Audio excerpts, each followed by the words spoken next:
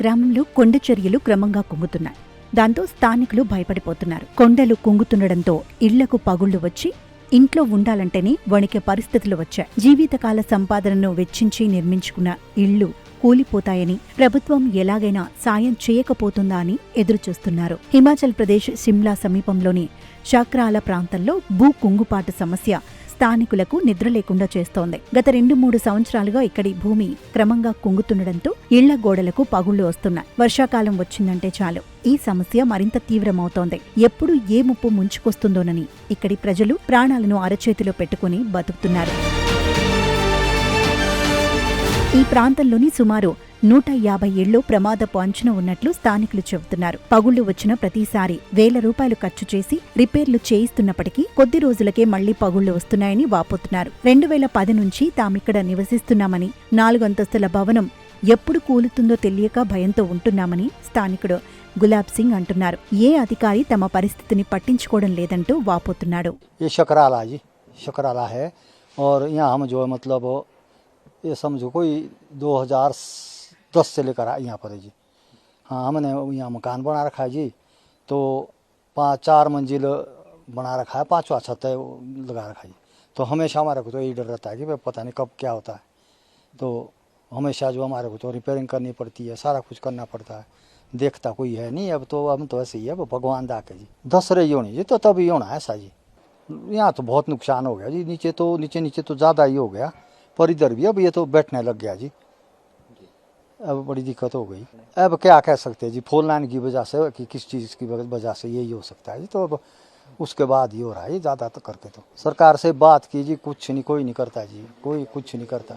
हमने तो बड़ी कोशिश की जी, नहीं होता, कुछ नहीं करते। वो डर के साए में रह रहे जी, बिल्कुल ऐसा लगता है कि अब कब क्या होता है। हाँ, बोलते हैं कि शिफ्ट होना चाहिए यहाँ से, क्या करना है, तो बड़ी दिक्कत हो गई इस तरह से, तो फिर क्या फ़ायदा है।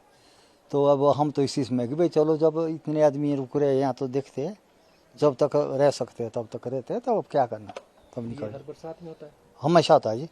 అయితే ఈ సమస్యకు అసలు కారణం ఏమిటో అధికారుల నుంచి ఇప్పటి వరకు ఎలాంటి స్పష్టత రాలేదని బాధితులు అంటున్నారు. కొద్ది సంవత్సరాల క్రితం ప్రారంభమైన 4 లేన్ రోడ్డు తవ్వకాల వల్ల ఈ పగుళ్లు మరింత పెద్దవయ్యాయని కొందరు ఆరోపిస్తున్నారు. మరోవైపు ఇళ్ల నుంచి బయటకు వస్తున్న మురుగునీరు, వర్షపు నీరు ఎలాంటి మళ్లింపు లేకుండా ఇష్టానుసారంగా ప్రవహించడం కూడా భూమి కుంగడానికి మరో కారణమని ప్రియా చౌహాన్ అనే స్థానికురాలు అంటున్నారు. और सर यहाँ पर कारण जो है, घरों में जो दरारें आ रही हैं, उसका मेन कारण है जो हमारा वेस्ट वाटर जो यहाँ पर ओपन में हम लोग हमारा जा रहा है, और जो बारिश का पानी है वो सारा ओपन है। और जब से फोलिंग का काम स्टार्ट हुआ है 2-3 साल से, ये दरारें डबल हो गई है सर। उसके बाद से अब हम लोग अपने पैसों से जो है दरारों को फिल कर रहे हैं। अपने पैसों पे हमने कम से कम 7 या 8 लाख खर्च करके हम लोगों ने अपना वेस्ट वाटर जो हमारा बारिश का पानी है उसके लिए, पर कुछ घरों में, बहुत सारे घरों को अभी हम नहीं इंक्लूड कर पाए इसमें। थोड़े से घरों में हम लोगों ने मेन प्लेसेस ले लिया, वहाँ से हमने पाइप्स बिछाना स्टार्ट कर दिया है। तो इस वजह से सर दरारें ज़्यादा लग रही है। सर ये सड़क से नीचे जो है ये पंचायत एरिया में आता है, सड़क से ऊपर MC एरिया में आता है। तो सड़क से नीचे जितने भी घर है, अप्रॉक्सीमेट नंबर ऑफ प्लेसेस या हाउसेस तो मैं नहीं बता सकती, या आप पंचायत से पूछ लेना। बाकी सब घरों में, एक घर में जाके आप देख सकते हैं, सभी घरों में ये हाल है। सड़क के पास वाले मकानों में थोड़ी कम, जितना आप नीचे 4 लेन की तरफ से जाएंगे, डंगे, घरों में दरारें, हमारा बेसमेंट सबका बैठता जा रहा है। तो ये प्रॉब्लम सारे घरों में है सर। कैसे नहीं सर, लास्ट ईयर इतनी ज़्यादा बारिश हुई कि हमारे घरों में दरारें बहुत ज़्यादा बढ़ गई, हम पूरी रात बाहर रहते थे। अब इस साल बारिश कम है, पर फिर भी वो दरक ही रहा है, दरारें वैसी की वैसी है। सरकार से सर यहाँ पर एक यूनियन, शकराला यूनियन करके एक कमेटी बनी है, आप उनसे बात करना इससे रिलेटेड। वैसे जहाँ तक मुझे पता है सर कि हम SJVNL के पास गए थे, उन्होंने हमसे ये देखिए आप अगर रोड देखेंगे तो ये भी थोड़ा मेटल करवाया, और उन्होंने हमारे को कहा था कि सीवेज हम प्लांट यहाँ पर बनाएंगे, पर अभी तक तो कुछ नहीं आया। बाकी हम मिले थे, उन्होंने हमारे को, अनिरुद्ध जी से, उन्होंने कहा था कि हम यहाँ पर जो है ये सीवेज का जो पाइपलाइंस बिछाएंगे। तो फाइलों में तो वो चीज़ें हैं, पर आपके सामने अभी तक तो कुछ बना नहीं जी उसका। 4 लेन के कोई इंजीनियर आए हो? हाँ जी, हाँ 4 लेन के इंजीनियर अभी हमने कुछ मंथ्स पहले हमने बुलाए थे, और उन्होंने हमें कहा था कि यहाँ पर सेटलमेंट होती जा रही है ज़मीन की, पूरे एरिया की, जो सड़क से लेकर नीचे तक है।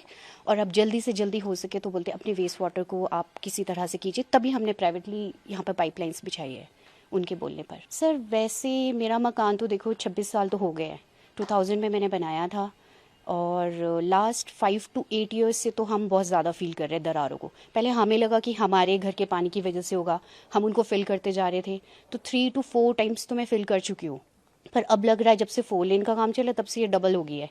अब तक से तो हर 6-6 महीने में घरों के अंदर भी दीवारों में हमारे दरारें आनी स्टार्ट हो गई है, बहुत ज़्यादा सर। बरसात के मौसम में तो हम తక్షణమే ప్రభుత్వం స్పందించి జియోలాజికల్ సాయిల్ సర్వే నిర్వహించాలని షక్రాల గ్రామస్తులు కోరుతున్నారు. ఇళ్లను కోల్పోతున్న తమకు తగిన నష్టపరిహారం అందించి శాశ్వత ఇంజనీరింగ్ పరిష్కారం చూపాలని డిమాండ్ చేస్తున్నారు. జీవితకాలం సంపాదనతో నిర్మించుకున్న ఇళ్లను కాపాడుకోవడానికి అధికారులు త్వరితగతిన చర్యలు తీసుకోవాలని అందరూ విజ్ఞప్తి చేస్తున్నారు.